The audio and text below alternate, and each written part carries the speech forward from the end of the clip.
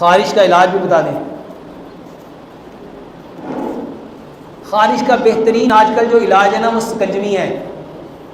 स्कंजवी, गुड़ वाली स्कंजवी पिए, गुड़ वाली स्कंजवी लें और सब्ज़ धनिया सब्ज़ पुदीना इसको रगड़ लें।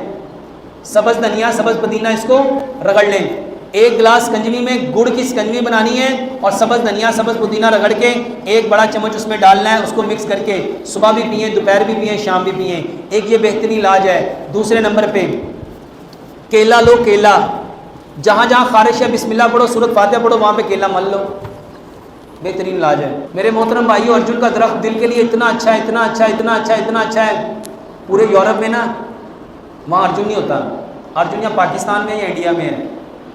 मेरे मोहतरम भाइयों, अर्जुन की छाल को सुखा के उसको कैप्सूलों में भर के बाकायदा बेचा जाता है। और दिल के लिए ये दुनिया में सबसे बेहतरीन टॉनिक है। ये बेहतरीन टॉनिक है।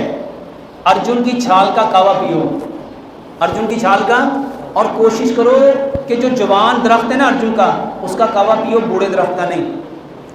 3 इंच चौड़ी 3 इंच लंबी छाल लो, 2 कप पानी में डालो, उसको छोटा छोटा तोड़ के इतना पकाओ, इतना पकाओ, इतना पकाओ कि 2 कप पानी 1 कप रह जाए।